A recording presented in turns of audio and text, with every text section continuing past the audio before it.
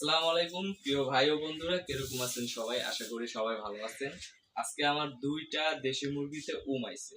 দুইটা দেশি মুরগি আমি ডিম দিব। এখন সেইটা আমি দেখানো যাইতেছি আপনাদের। এই যে আগে হলো প্রথম একটা দাগ দিয়ে দিব, যাতে ওই জায়গায় অনেকগুলা মুরগি আছে, তো ওই মুরগিতে নতুন ডিম পারলে আমি তো বুঝতে পারুম না যে আপনার কোন ডিমটা নতুন করে পারছে। সেই কারণে এই মুরগিতে একটা করে চিহ্ন দিয়ে দিব, যে কোনো একটা চিহ্ন, যাতে আমি বুঝতে পারি এটা নতুন ডিম, ওই নতুন ডিমটা সরায় ফেলাইম। তো একটা করে প্রথম দাগ দিয়ে দিলাম। আমি ধরেন 1 2 লিখতেছি। 1 এভাবে, এই যে দুইটাছি 1 2 3 4। এটা লেখাতে আরেকটা জিনিসও বুঝতে পারবেন আমি এখানে কয়টা ডিম দিতেছি। 5 6 7 8 9 10 11 12 14 15। এই যে দেখতেছেন, এই যে ডিমগুলো আমি দিতেছি এখানে। এই যে একটা ডিম আমার ফাইটটা গেছে, এই ডিমটা চেঞ্জ করা লাগবো। এটা আমি নতুন অন্য একটা দিমু। আর 15টা দিছি, 16। এখানে আমার এখন আপনারা বলতে পারেন ডিম বসানোর জন্য কি কি জিনিস লাগতে পারে। সেটা হলো আপনার দুইটা পাত্র লাগবো, যে আপনি ডিম বসাইবেন তার জন্য যে মুরগি বসা থাকবো ওই পাত্রগুলা লাগবে। এখন দুইটা পাত্র নিছি আমি, একটা কার্টন নিছি আর একটা আমার ডিম বসানোর জন্য যে কিনা রাখছে ওই জিনিসটা আমি নিছি।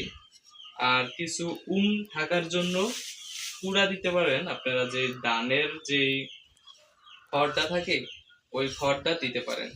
ওই খড়টা দিলে আপনাদের কি হইব, যে ডিমটা থাকবো ঠিক মতো।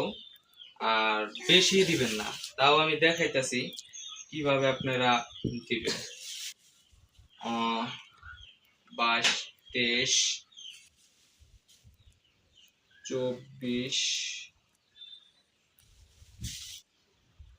25। এই জায়গায় লেখার নিয়ম নাই যে কিভাবে লিখবেন। আপনার যেরকম ইনকিউবেটরে বসাইলে আপনার লিখতে হইব যে কিভাবে আপনি, মানে কোন সাইজটা উপরে, যে চোখা সাইডটা উপরে না এই সাইডটা উপরে। কারণ ডিমটা আপনার নিজের চালতে হইব।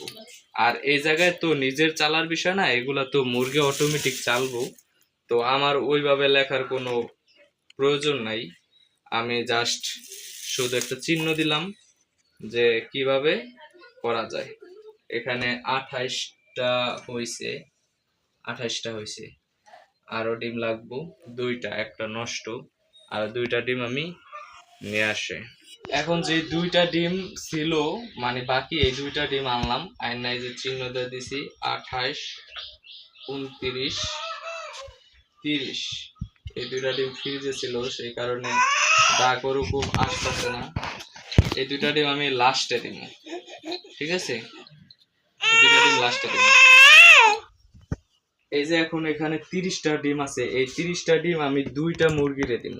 এবং দুইটা মুরগিরে দেওয়ার জন্য আমি যে খড়গুলো আনছি এই খড়গুলো ভালো মতো এখানে বসাই দিব। এই যে বেশি না, অল্প অল্প খড়, এই যে দেখতেছেন এইভাবে আমি দিলাম। এই জাস্ট হয়ে যাবো এতটুকুতেই। এই দেখেন 3 4 6 7 8 9 10 11 12 13 14 15। এই 15টা ডিম দিলাম এই জায়গায়, একটা মুরগির জন্য 15টা। কারণ বেশি ডিম দিলে কি হইব, ওই ডিমগুলা চালতে পারবো না, পাকের নিচে থাকতে পারবো না। তখন 20 25টা ডিম দিলে 20টা ডিম দেওয়া যায়, কিন্তু দিলে কি হয় অনেক টাইমে হেচিং রেটটা আসতে সমস্যা। 15টা ডিম দিলে হেচিং রেটটা ভালো আসবো। তো এই জায়গায় 15টা দিলাম, আর এই জায়গায় 15টা দিন। এই জায়গায় মনে করেন যে আবার এরকম কুড়া দেয়া, আমাদের অঞ্চলে কুড়া বলে, যাদের অঞ্চলে যায়, এগুলা হয়েছে ধানের যেই ধান গাছটা আছে না, এইগুলো হচ্ছে ধান গাছ। এখন এই যে দেখেন এই জায়গায় কিন্তু আমি দিছি, এখন এই জায়গায়ও আপনি দিতে পারবেন। এই যে এই জায়গায় এই যে দেখেন এই যে এরকম কইরা দেওয়ার পরে আবার এই জায়গায় আপনি ওরকম 15টা ডিমটা দিতেছি। 2 3 4 5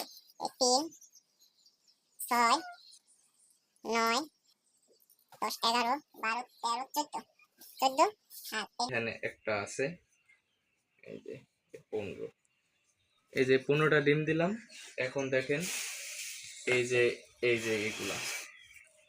এইগুলা দেখতেছেন, এইগুলা মনে করেন যে এখন আমি উমে বসাই, ঠিক আছে? তো গাইস চলেন ফাইনালি এখন ডিম উমে বসাইলাম। ওই যে দেখেন ডিমগুলা, ওই যে 2টা মোরগ বসা রয়েছে, দেখা যায় না ভালো কইরা। ওই